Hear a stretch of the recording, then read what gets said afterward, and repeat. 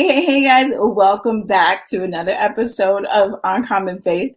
It's your girl, LaFlower Bowie, and my amazing co-host, Regina Brown. We are super excited that you guys have tuned in with us tonight. It just feels good. This is our last Tuesday of July. The year is flying by.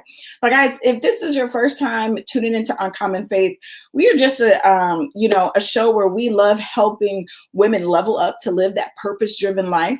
Because sometimes we all think about why am I here? I'm not living my purpose. I want to be more fulfilled, right, Regina? So that's the whole thing that we do here on Uncommon Faith. And guys, we literally have some total uncommon faith. We do things a little unorthodox or outside of the box because you know what? God does not fit into a box. We can't put God in a box, right? That's right. That's right. He is amazing. He is bigger than any box we could even attempt to put him in. Exactly. So we just enjoy empowering you guys so that we can all live that purpose-driven life and definitely be more fulfilled, right? So how are you feeling, Regina? How you doing on this wonderful Tuesday? It is a beautiful day. And I'm just going to tell my audience right now, tell our Uncommon Faith family, y'all might feel me a little different today. I'm like, your sister been struggling, but nonetheless, I am happy to be here and happy to come to you guys again. And just to remind you, if you have not, please like and share, hit that thumbs up. You never know who can benefit from hearing the broadcast. So please share it and tag your friends, tag your family, tag your haters too, because they need love. Oh my goodness, you are something else. But yeah, guys, and you remember you can always catch the replay on our YouTube channel as well as any of our podcast platforms. Excuse me. I even found out that we are on Google Podcasts. Did you know that? Okay, I did not know that. And that is wonderful. I checked this out on Google Podcasts. It's like, this is so dope. It's so dope. Awesome. Just want to, I'm feeling that I just want to encourage you guys. If you did not catch last week's episode when we talked about unlocking, the courts of heaven, going in there and really being able to understand and to pray and to break through and to do some things, I encourage you to do so. Because y'all know last week, like the technical difficulties were on 10,000, just a little bit. Hey, Cassandra. Hi. Thank you so much for joining us. Thank you. But yeah, the technical difficulties were at 10,000 and, something did not want us to get that message out last week. Well, it was an awesome, powerful message. That's why. It was. And I told you guys before we wrapped up last week that the enemy was so mad at us for pushing forth that message and to sharing that information. When you are walking in your calling and when you are living on purpose, guys, you have to be bold. You got to be courageous. And when God tells you to move, you got to move because that obedience, remember, is worth more than sacrifice. Greater than sacrifice. It's so much greater because the reward is greater. Okay. The reward is greater. But y'all know I got to keep it like 10,000. I got to keep it real with y'all because when you have a certain assignment or a certain mantle on your life, and when you move according to how God is going to move, sometimes you're going to feel attacks. You are going to feel like, like I told you guys last week, the enemy was so mad that we pushed forth that message and we freed some people. I know we helped some people last week to showing them how to go in and tear down some of those strongholds in the courts of heaven, right? To go in and to take off things that their bloodline has been suffering from for decades. So again, guys, if you did not catch last week's episode, please go to our YouTube channel or scroll through our Facebook channel and you will be able to see that because the show was phenomenal. And I know some people were freed. And I just want to encourage you guys to pray in this season, right? Because I know a lot of our kiddos are getting ready to go back to school, even August 2nd. What? on the East Coast and stuff, right? Yes.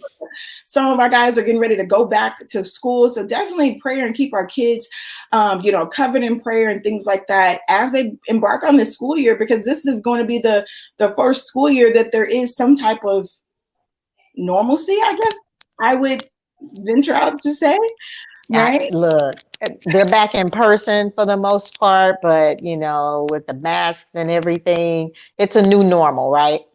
Right. Because I know here in Texas, like even my daughter's a volunteer for like a lot of the freshmen and things to help them get acclimated, welcome them to the high school. And she was like, they're even inviting the sophomores this year because last year they didn't get a chance to go through that, freshman orientation or really be welcome to the school. So everything's becoming a little bit, surreal. But I don't remember, guys, we do not operate in the spirit of fear. We will not be fearful.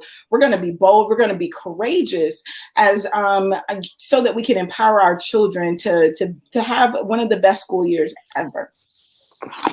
Amen. Y'all say amen. Put amen in the chat. Let the church. All right, guys. So we're going to keep it moving. We're going to go ahead and bring on our phenomenal guest, guys. I am super duper excited. Thank you for the amen, Lisa G. Yeah. But I am super excited about our guest tonight. And this is, one of the beautiful things about being on social media. Now, you guys know I hid for years off social media. I'm like, I'm done. I don't want any parts of it. But the beautiful thing is you can control your filter sometime. And so I have been very intentional on who I connect with on social media, who I follow on social media, because I only want certain things to be put into my eye and my ear gates. And our guest tonight, guys, she is absolutely phenomenal. We're in total different states. I don't even think we've ever had a face-to-face conversation, but she is absolutely phenomenal. Kim she caught my eye because her message was consistent. Her message it has continued to be consistent over the years. She is genuine and sincere in what she is doing. And she's, from the conversation we just had, she's obedient in when it's time to shift and what her mind, her body, and her spirit are telling her to do, guys. So I'm super excited. So guys, Miss Kim Roundtree, she's a speaker, she's a coach, she's the passionate CEO. I think I said that right. Hopefully I didn't mess it up. But Kim, if you are in the building, come on up, girl. There she is. Yeah. I love that picture, those glasses, that picture. That was when my hair was done. It's all good. It's all good. Welcome, Kim, to Uncommon Faith. How are you doing? I am well. Thank you. Thank you, you all. I appreciate the opportunity to be here to talk to you all. I really do. I don't take it lightly when people ask to talk. So, yeah, I'm glad to be here. Awesome. Wonderful. Awesome. Thank you so much. Those glasses are giving me life. I know, right? I need some points. Yeah. They're readers, Right. Well, you could be stylish in your reading glasses too. Yeah, they're readers. If not, I wouldn't be able to see the words. All right. I love it. Now, Kim, take a moment and I guess officially introduce yourself to our Uncommon Faith family. Sure. Okay. So yeah, she introduced me earlier. I am Kim Roundtree, and I work with people that need to remove fear and failure. And I teach them how to do that. Fear and failure, sometimes we use those words interchangeably, but they're not the same word. Those are certainly two different words. So fear stops you from doing it and failure stops you from doing it again. So I teach you how to move away from that. I work with women, I work with men, I work with anybody who is a leader who desires to fulfill the purpose in their life. I've been in business for myself full-time 15 years. And it's almost 16 years. So I've been doing that full-time. I started out in mental health consultation. So we would work with mental health companies, help them keep open, get them expanded into different states. And then I moved into business coaching. And as well, I do public speaking. I've spoken on maybe upwards of like maybe 25, maybe 27 now, stages across. I've spoken internationally. I've been to Paris, London, all of those places. I can tell you a good story about that, but I'll tell you in a little bit. But those are the types of things that I enjoy doing. Yes. I love it. I love it. And I love the fear and failure. And we're going to come back to that. Yeah. Yes. We're going to come back to that story, the international story. I want to hear it. Yeah. Ask me about the pants, and then that'll remind Okay. me. And I'm like, no, we gotta go back to the pants. That's when we take our first break. But Kim, so we're gonna go ahead and transition into our first segment of the show. And it's called I Know God is Real Because. And so because we definitely believe that God expresses himself in so many different ways to all of us, right? For one person, it may be something that happened in your childhood. For some, for some other people, maybe after you were in adulthood, you're like, okay, you're real. So I'm curious to know, Kim, how do you know that God is real? Listen to me. I am the only child of my mother, Lula Briggs Galloway. And I'm from California. I live in Charlotte, North Carolina. And my mother, she passed away in 2008. It seems like it was literally a year ago. It's once you lose someone that's close to you that way, life is different. Like you live life differently. You cut the BS and you just live. And there was a time during that whole year in 2008. This is how I know God is real. My uncle died in July of 2008. And then my stepfather died in August of 2008. And then my mother died in November of 2008. And I don't know. I was talking about this a couple of days ago. I don't remember about 2 years of my life. Literally, I don't remember it. And I know I was here. I know, because I had a daughter who was 2 years old, who at that time when my mother passed. And I have a husband. I know I was taking her to, I was taking her to daycare. I was cooking. I was doing those things, but I don't remember. Like we would have conversations and they would say, Kim, remember when blah, blah, blah? I don't remember that. And I remember having a conversation with my husband and I told him I wanted to commit suicide. And he didn't know what to do with that. But he said to me, do you know how you want to do it? And I said, yes, I know how I want to kill myself.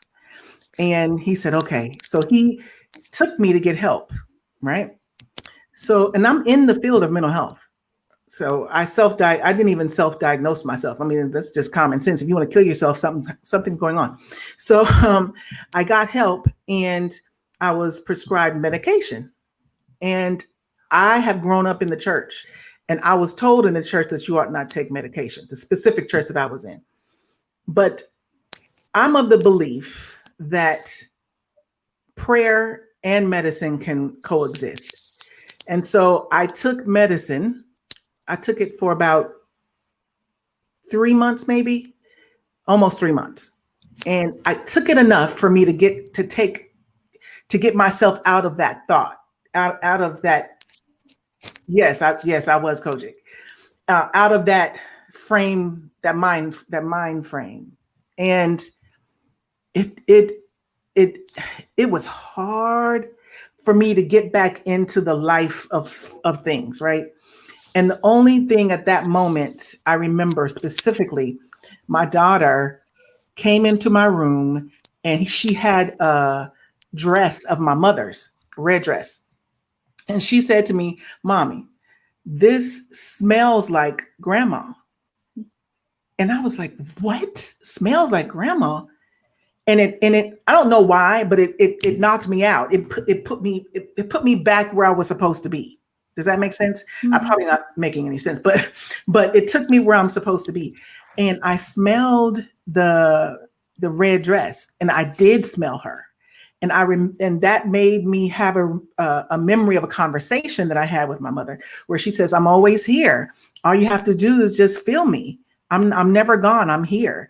And so now, yeah, it took me about 3 or 4 years to stop crying whenever someone would ask me about my mother, or whenever someone would say Lula. And it took me a long time. And if you Google her, Lula Briggs Galloway, you'll see that she was a forerunner for Juneteenth. She created the National Association of Juneteenth Lineage, and she helped get it nationally recognized before she passed away with Bill Clinton, Trent Lott, all those people. Wow. So it was always coming up because people would be talking about her. So every time I would see and hear her name, I would just cry. So it took a while, but I believe that if it wasn't for God, I would be dead, right? If it wasn't for my husband taking me to get help and knowing that it wasn't a sin for me to take medicine, I would be dead. So there has to be a God who would allow me to be born from my mother and have me to experience her for the time that I was with her. And then she passed away and I can still experience her in her passing, and she's not even here because I feel her, and I feel her. And so because I'm able to feel her, that has to be God. There's nobody else because it's not the devil. It won't make sense. So, that's how I know. And I'm still here and I'm still breathing and I'm still alive. I don't have those thoughts anymore. It's just, that has to be God. Oh my goodness. Wow. Yeah. Wow. Well, thank you so much for being so transparent and sharing. Yeah. And, shout out to your mom for being a trailblazer and everything for our community and things. And, we are firm believers that you need Jesus and therapy sometimes, right? Yes. And it's okay. It's okay to help, for that therapy or that medication to help give you that boost or that catalyst that you need to fully bring you out of, that situation. I just had our youngest child. I went through a spout of postpartum depression earlier this year. I had several children before, and this was the first time. And like you said, it's weird because you don't diagnose yourself sometimes. No. And you realize, and it was my husband that said, "Okay, let's get you some help." Yeah. And so I did have to take some medication for a while to help bring me out of that. Yeah. And it was. And I didn't feel like it was a sin. So, oh my goodness. Yeah. So, wow. Can you imagine the people who didn't take the medicine? Yeah. That's sad. It's sad that religion would do that. But, that's a whole nother subject. I don't want to get on my little high horse there and bash the. So we have to, and that's what Uncommon Faith is. We want to bring a new light on to being able to have a relationship with God, because that's what it's all about. We should have that relationship with God, and we can use the tools and things that are in this earth that will not allow it, that won't necessarily, quote unquote, cause us to be in the world and of the world, right? Yep.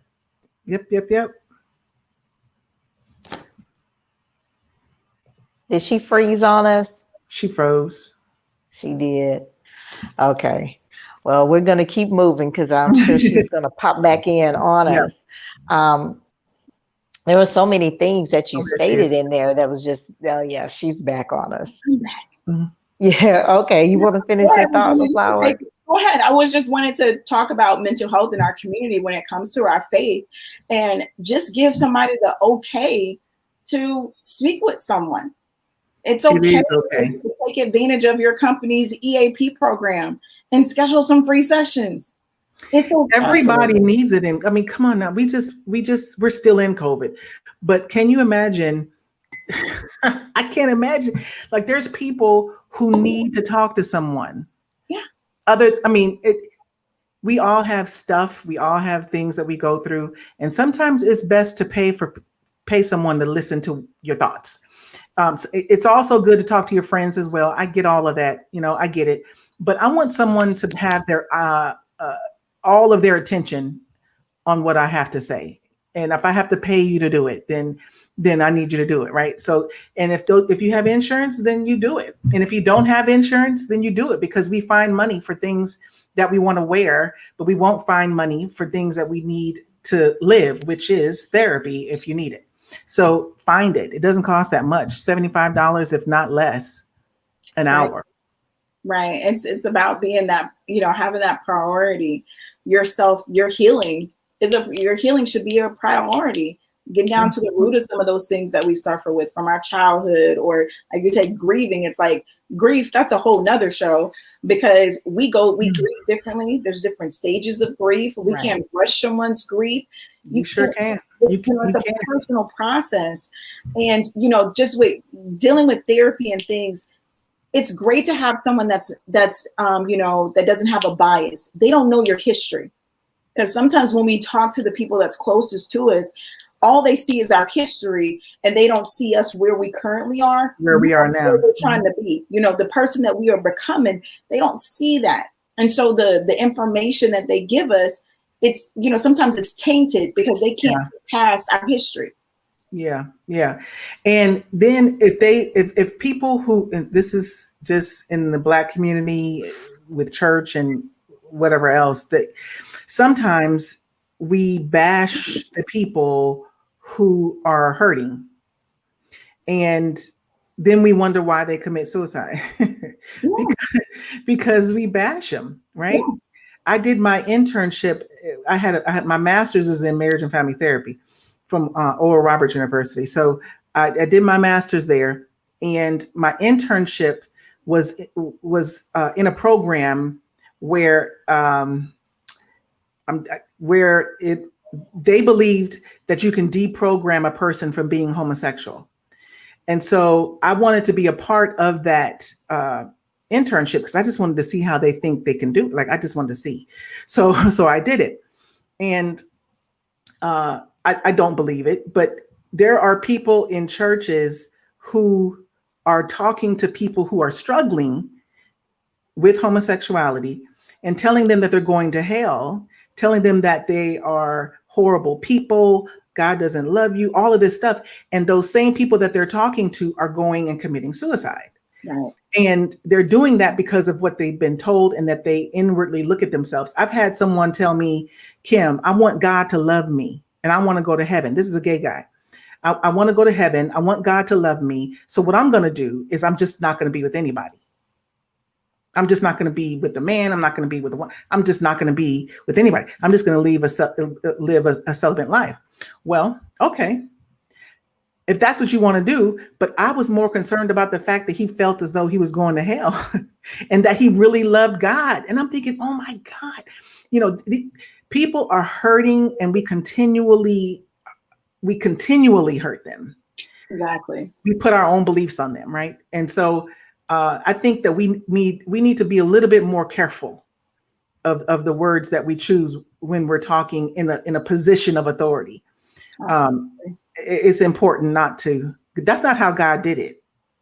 He didn't do it that way. I don't know where these people get that from. Like, God wasn't in that. No, I don't know. I don't know where. I just don't know. It's not in the Bible. Right, so, if it's not in there, then just don't do it. That makes more sense. It's true. Right. My husband, we were talking the other day. We were piggybacking off of the sermon that we from our pastor on Sunday, and he just reminded us that sometimes some of the saints out there, sometimes we can become so holy and pull ourselves so far out of the world, and we don't realize that in itself is a sin. Right? Because if you are that disconnected from the world, right? If you are that holy, right? Then how can you live out the Great Commission? How can you be a light to anyone if you are shutting yourself off and cutting yourself off because you think that just because you have a conversation with someone, their sin is going to rub off on you? Yeah, people they really believe that. That's sad, but it's true. They really do. Really do. Yes, it's true. Sad. It's true, but guys, definitely shout out. We definitely have to do a better job in our community when it comes to mental health. Actually, listen before we judge. Just listen before we speak, and to give more grace to people and give them resources. Of course, we're going to pray. We're going to intercede for them, and that's why we talked about the courts of heaven, because some of this stuff is residual sin, things from bloodline, from generations before, right? But at the Mm-hmm. same time, we have to equip our community with resources. So I'm just so happy with the work that you do, Kim, because our community has to be equipped with resources in order to Yes. deal. Even companies have to be even more equipped to deal with. Yes, indeed. We owned mental health companies in Louisiana. I live in Charlotte, North Carolina, but we owned 4 mental health companies in Louisiana, and we gave our staff mental health days. We gave them every year 3 mental health days, and what that means is you can take it when you need it. Just you don't even have to listen. If you need a mental health day, you call us and say, "I need a mental health day." It's not. We don't ask you why. We don't ask you what's going on. It's just a mental health day, right? And we all need those days. And I think the things that are going on these days, we should start paying attention to it. Even with the Olympics with Simone, she even said that she needed to bow out because of mental health. So I mean, people are talking about it a little bit more. So the more people talk about it, the more people feel more comfortable to talk about their own.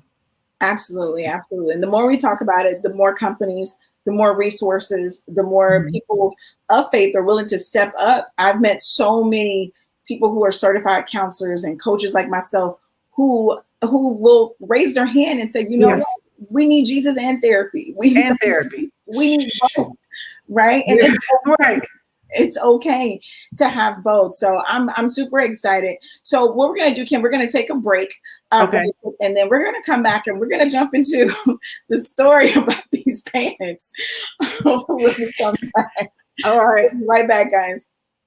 Life is better when you are living on purpose, but many times we get stuck in the rat race and in the mundane task of our day-to-day lives, causing most to lose sight of their purpose. That's why certified life coach, inner healer, and business strategist LaFlower Bowie is here to help you get calibrated to your calling through proven systems, techniques, and resources. Order a copy of her book, Principles to Reposition, to assist you with your journey, or schedule a free clarity session to kickstart the journey. After these sessions, clients have stated they found clarity and opened their eyes to things they had long forgotten. So get social and follow LaFlower on all social media platforms at LaFlower Bowie. And don't forget to mention Stunner Radio sent you.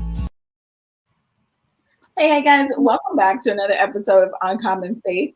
It's your girl LaFlower Bowie, and co-host Regina had to step away for a moment, but hopefully she'll be back in a few. But we are rocking it out with our amazing guest, Kim Rountree, guys.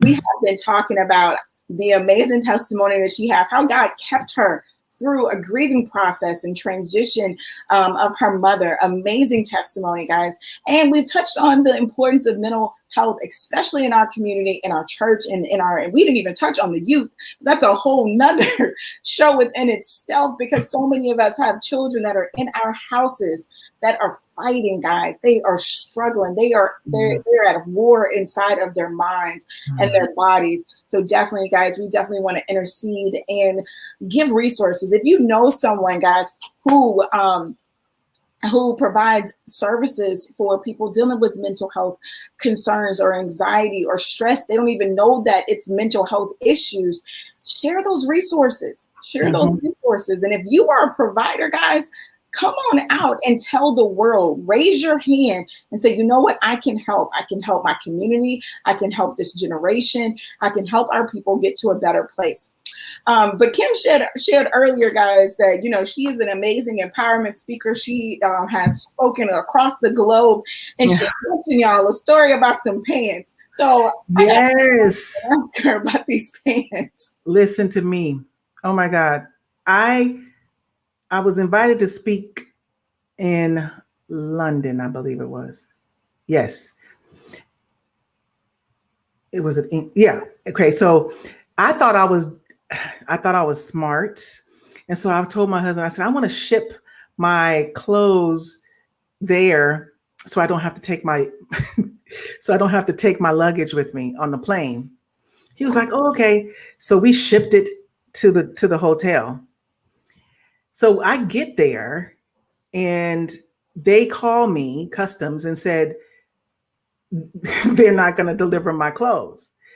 So I said, well, why? And they said, because they didn't understand why I shipped them before I got there. So they wanted to go through every element that was in my suitcase and all these other questions. Anyway, I did not get any clothes while I was there, my clothes. Okay. So I had to wear what I had on for the whole 5 days. So on day 3, now the people there they're not, I'm full figured right now. So they didn't have many full figured stores or for my height. And so, oh my God, I had to wear this outfit that I purchased from the store that I didn't really like. So I got up to speak and I told them, my clothes aren't here. It never came. So I've been wearing these pants for the last 3 days. And so it was really, really weird. Like the people's faces were like, oh my God, I can't believe she said that. Like I said something very devastating. And then I said, what? I said, what's wrong? I said, did I say something wrong? And then the person in the front row said, well, pants here means panties. Oh, I said, I didn't know that. Oh. I didn't either. I didn't know. And so I said, panties? I said, no, not panties. I said, not panties. I'm talking about pants, like trousers. I'm like, trousers. Right? And I said, no, not panties, because I'm not wearing them. I can't get. Oh God. Oh my God. When I tell you I cried, we were crying. It took about 5 minutes for me to compose. And then everybody in the audience, that it was so funny. But it opened up a whole new avenue of conversation. Like after I spoke, they came to me and they said, yeah, you didn't know. And I was like, no. And she said, you really aren't wearing panties? No, I'm not wearing the same. No. And they didn't have any I could fit. So no. So yeah, that was funny. They still talk about that. They'll inbox me. Kim, remember when you said you were wearing the same pants? I said, yep.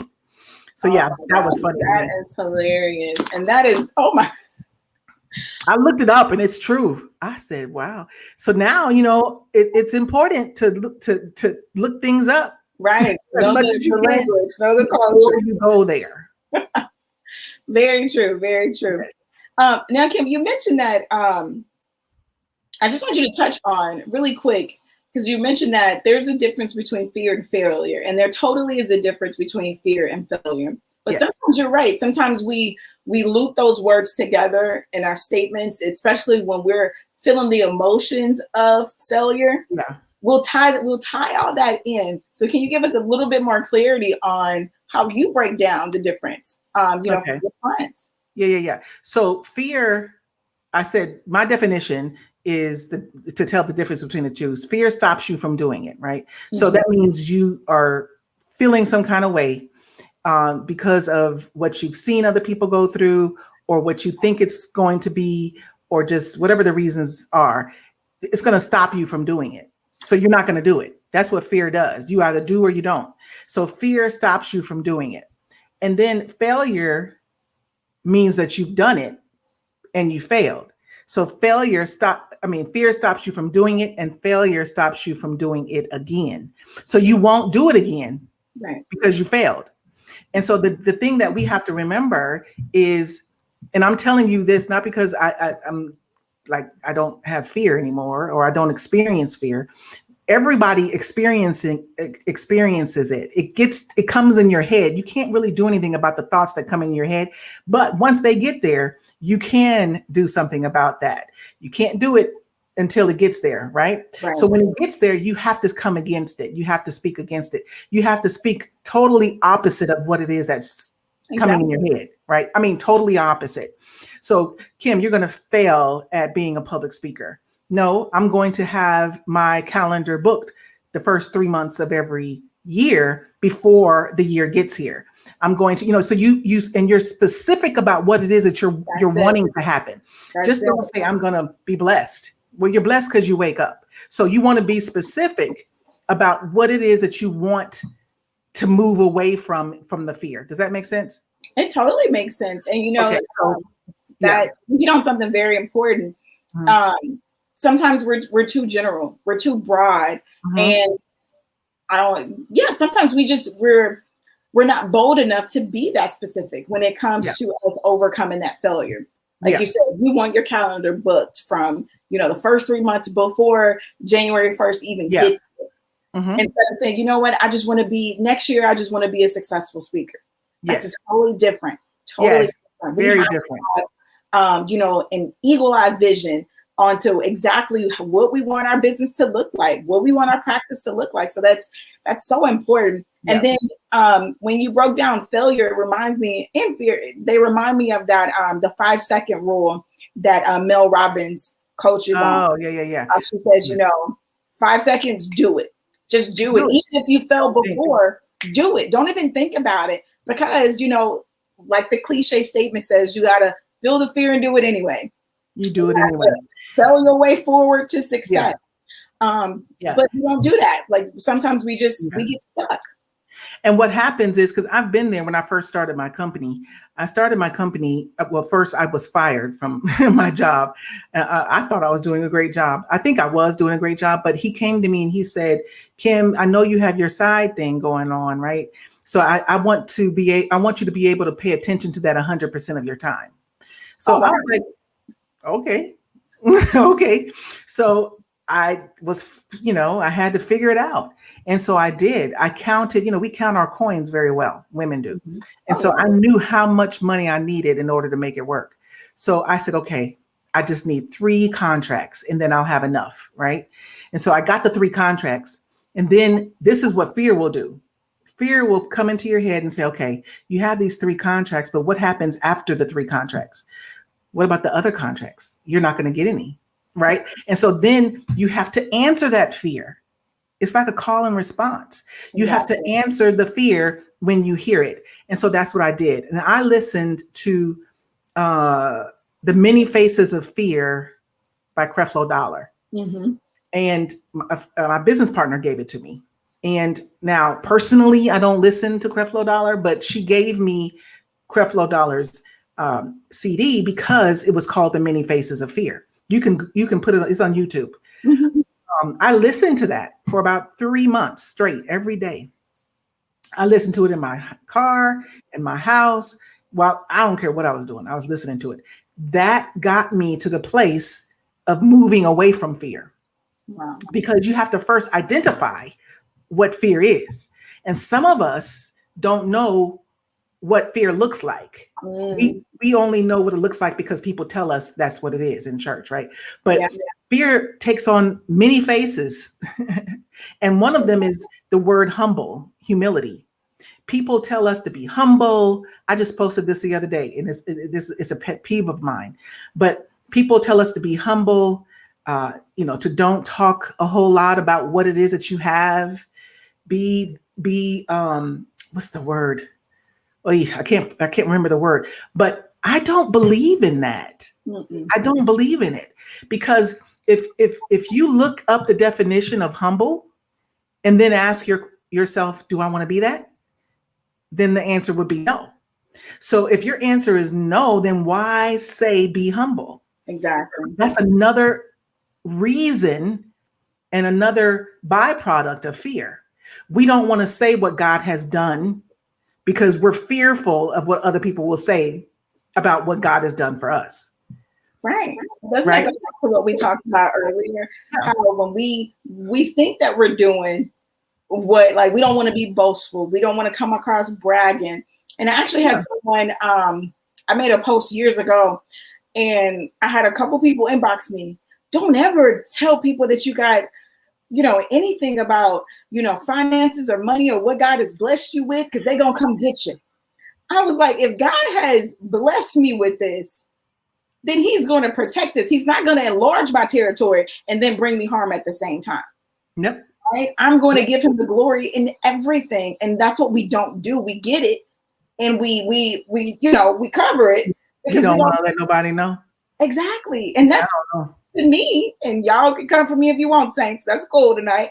Yeah. I think that's a sin by not giving God the glory in certain situations, or not sharing, because stories help people. Testimonies help people. It builds our belief system when we see that someone else has been able to accomplish something, right? Yep. It lets the other person know I can do that too. Like when the first person ran the mile, nobody Yes. ran the mile, right? Nobody. Yes. And then the next week, everybody and their mama was running a mile. So imagine what we can do in our community, especially with women and believers. How can we level up if we are open to share the goodness, the things that we've been able to accomplish? You have to share, right? And then you have to speak against those things that come into your mind that tells you not to share it, because it's fear. The whole it's the foundation is fear. You're fearful of what other people will say. It's the same thing. So, you have to get to the point. If you're in business, if you're in marketplace ministry, and people use marketplace ministry like they know what it means, and it doesn't. It's so fluid. Like everybody just tosses the term around, for the past couple of years. It's because it sounds good. It sounds better than business when you're talking about church. So they say marketplace ministry. Exactly. So all of that is going to cause you to, if you step in it, it's going to cause you to have thoughts of fear. Because every step you're supposed to go higher and higher in business. And so when that happens, it's an automatic, okay, I have this, now what? Okay, I got this, now what? And so you should always, this is what I was talking to you earlier before we came live, is I had to ask myself, what do I want? I'm 54. So I've been in full-time business for 15 years, right? My husband works full-time. And if it wasn't for him, I couldn't do my business. There's no way I could be able to do my business. And I gave a lot of time, a lot of effort, a lot of going away from home while I was doing that. And so I believe now I need to pay attention. My daughter is 15, right? She plays volleyball, travel ball. She's 15 and she has a body of 20. So, I have to pay attention to that. Right. And I need to pay more attention to my husband. I cannot do that and, travel 3 or 4 times a day out of the week. I can't do it. And I can't even be in this office till midnight talking to people, helping them do better in their business. And then my marriage is not doing well and my daughter is going crazy. No. So you're going to have to make a decision. And money should not be the reason why you do or don't do anything. Exactly. The reason it should be your reason. It's your why. My why is to leave a legacy for my daughter. Mm-hmm. Okay. So how do I leave a legacy for my daughter? Not just a life insurance policy. Legacy is more than that. Legacy is more than money, right? Totally. Legacy is things that she can see and experience and hear when you're not here. Exactly. And that's, you can always leave money. So I want to experience time with her. I want to be at her games. I want to, talk to her in the car. I want to not have to call her on the phone and say, hey, who won? I want to be there to see. How was the game? Right. He digs and he sprags and he yes, I want to see that. I want to see that. It's and so I want to be here with my husband. So you have to make a decision. And fear will stop you from making that decision because what's in your mind is you won't have the same amount of money. This reminds me, I did during my prayer this morning, God placed in my heart to just talk about non-negotiables this morning. And in the video, I mentioned that your non-negotiables will change as you go through different phases in life. So your non-negotiables for your business and, when your daughter was younger and things like that may have been different 15 years ago. But now she's at this stage, you're like, okay, a non-negotiable is, I used to be able to travel. My calendar used to be as open, but no, I have to be more present. And that's one thing that I don't think a lot of us business owners do is reevaluate your non-negotiables, because sometimes we lose track of why we started it in the first place. I know. To spend more time. I think it was 3 years ago. I told my husband that, no. I put it in the family group text. I said, my present to you all is to be more present. I thought that was a good one. It sounded good. Yeah, it sounded good. They didn't even get it. But it, it was like the whole gift thing, like Christmas present, I had to explain it to them. They started laughing, whatever. So Like, oh yeah, yeah. my present was to be more present, and I'm doing that. I'm going to do that. Mhm. That's beautiful. That's beautiful. But guys, I challenge you guys, if you guys are watching it, even if you're not a business owner, just in your personal life, in your relationships, in your marriages with your children and things, reevaluate your non-negotiables. Yes. What is important to you right now?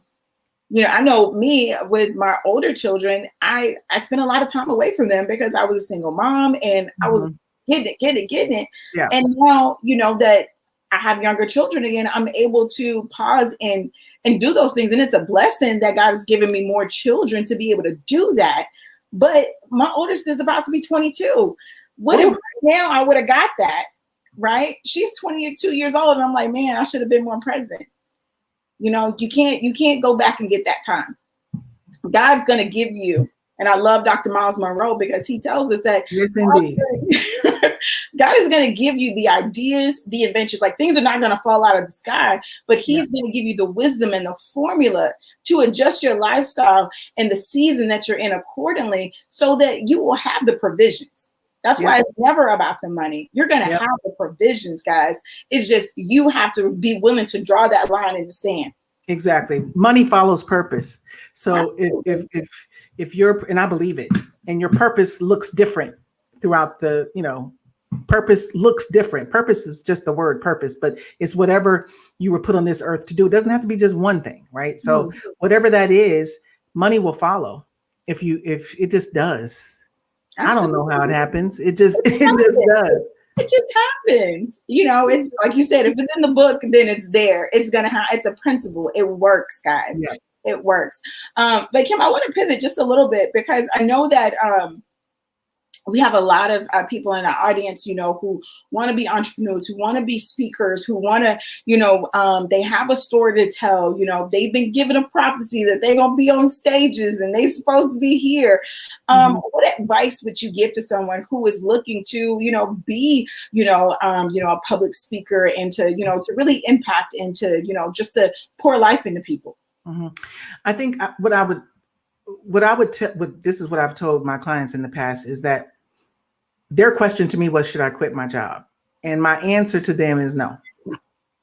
So you need to change your mindset. So if you look at your job as an investor, that's a different mindset, right? So you look at your job and that check that you get, however often you get it, as fueling your purpose and your passion, then you can be an entrepreneur. It doesn't mean that you automatically have to be a full-time entrepreneur.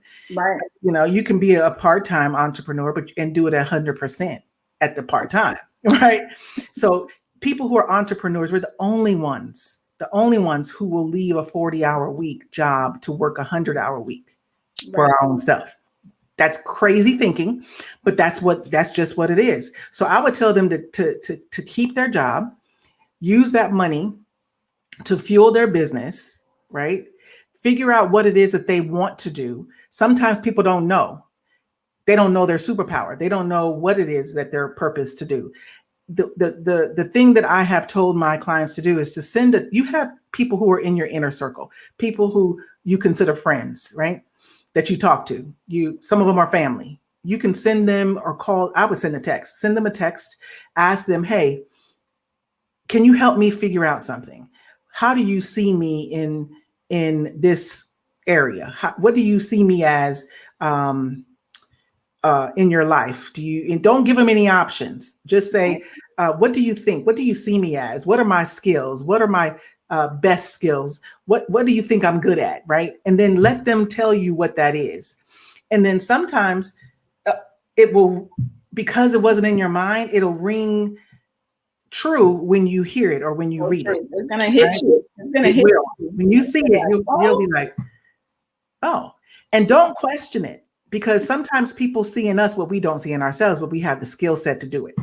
So don't question it. I would say that's the first step I would do is to ask them for their input.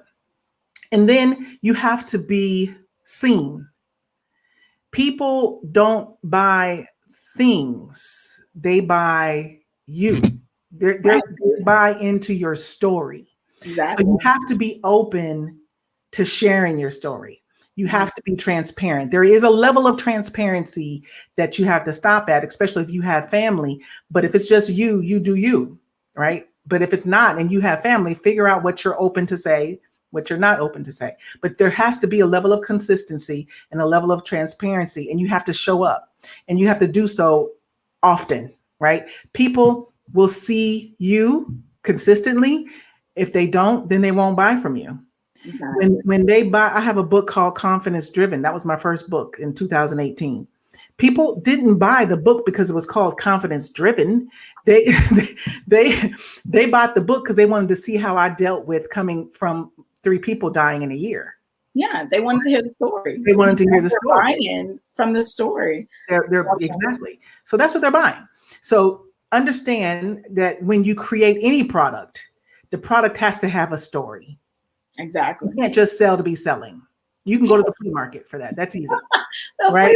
Oh my goodness, so true. But guys, I gotta tell you, Kim's first tip, I did that practice I don't know how many years ago. And I was totally surprised. Yeah. At, but I realized, and what, a lot of my clients figure out is that the thing, your superpower, you do it naturally. You do it flawlessly. You do it and it doesn't even feel like work. Like it doesn't. And some people like, it has to be more than this. And sometimes it doesn't. When you get those text messages back, it will even take you to your childhood. And you didn't even realize you've been doing that thing since you've been here, right? For a long time. Yeah. For a very long time. And then the second point, you got to show up and you have to be authentic. It's like right now, the marketplace is so crowded. Yeah. So crowded with so many funnels and clicks and just authenticity is going to be your best thing. And you got to show a little bit of yourself. You got to show yourself. You got to have some level of transparency, like Kim said, because they're going to buy from you, not your product. They, because they can get that product, like Kim said, from the flea market. I'm for real. For real. They can go get it from anywhere. Right? Yeah.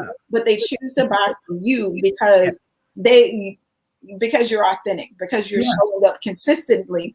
Yeah.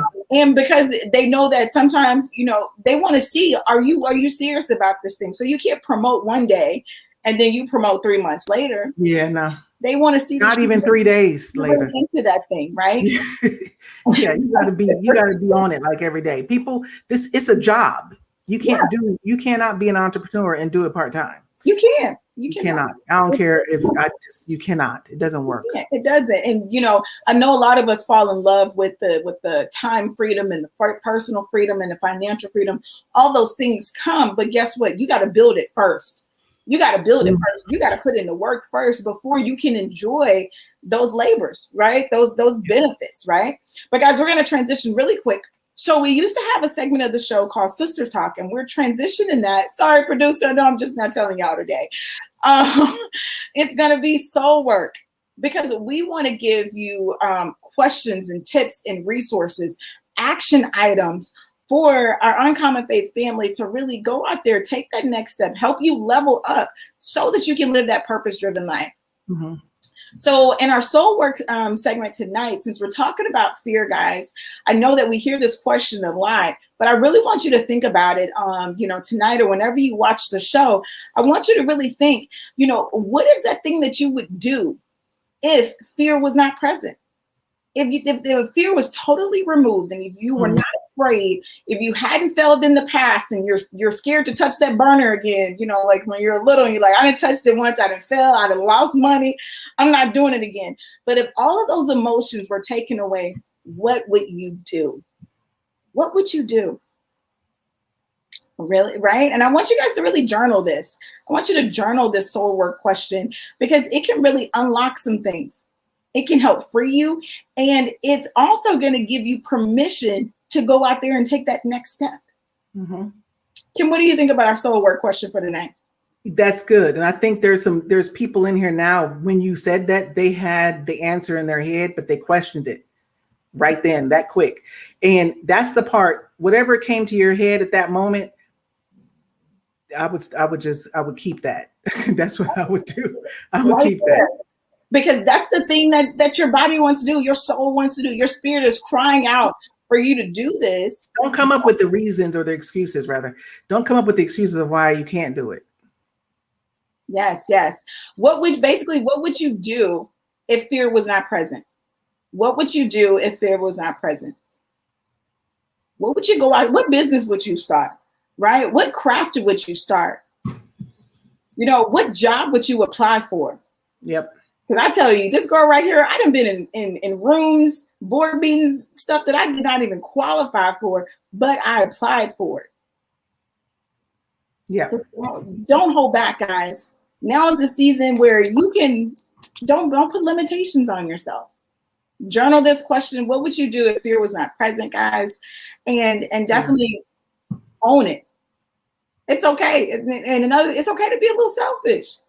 It's okay to create you a goal that doesn't involve your husband, your children, you know, your friends and things like that. It's okay to be a little bit selfish because they need you to be at 100%. They need you to be the total rock star that you are. Yeah. And I like to use person-centered, right? Mm-hmm. I know that's a mental health term, but no, that's good. It's okay to be person-centered. Yeah. Right.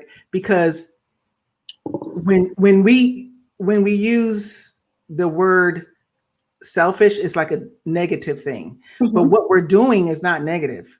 So it's okay. It's okay to be person-centered. I want to focus on me as a person first. Because listen, if you're not, I'm telling you, if you're not well, the people that you interact with won't be either. Exactly. It's almost like, you know, you give that analogy of, you know, the plane going down and the mask falling, right? You have to put your own oxygen mask on first before you can reach over and help save anybody. You got to be 100%. So I love that person centered. Yeah. I heard it before, but now I got to start using it more. Yeah, you can't. We use it in mental health when we do treatment plans. Yeah, I like it. I like it personally because I do. One of my courses is called the calibration, and so that's gonna fit perfect with that when I coach and teach that. But Kim, as we get ready to wrap up, let our Uncommon Faith know how they can find you, any projects that you're working on, what do you have going on in the future? Yeah, let them know how can they connect with you. Well, you can connect with me at Kim Roundtree everywhere, on Facebook, Instagram, LinkedIn. I'm getting ready to start TikTok. I just hired somebody to do all of my TikToks, not do them, but do it for me. I'm not, but I'm gonna try. I tried. I'm gonna try. But you can reach me at Kim Roundtree. My website is iamkimroundtree.com. My phone number is 704-400-5850. I've had that number for 20 years. It's not going to change. So don't call me, text me, because if you call me, I'm not going to answer until I know who you are. So text me on that phone number if you have a question. If you need a resource, I'll be happy to give you. I don't mind people picking my brain for a little bit, but I'll tell you when the picking cannot continue, right? I'll let you know when enough time is that. But I don't mind asking, answering certain questions.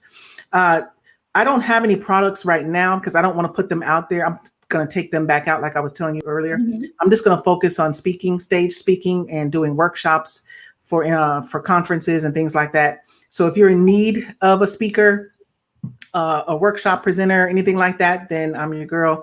I am a very good, I'll teach the people what they need to learn, right? If it's a workshop, and then I'll inspire and encourage and empower leaders and business owners to be who they need to be so that they can live out their purpose. That's what I do, and I do it well.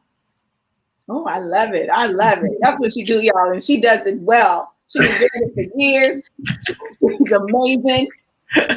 She knows she can't say pants in London no more. No. She's amazing. Amazing mother. Kim, thank you so much for joining us tonight. I definitely appreciate you. It's been such I appreciate you. I appreciate you. Awesome. Well, Uncommon Faith family, thank you guys so much. Don't forget to do that soul work. If you guys are watching the replay, let us know. And I look forward to hearing how that question helped you. Until next time, guys, grace and peace. Good night.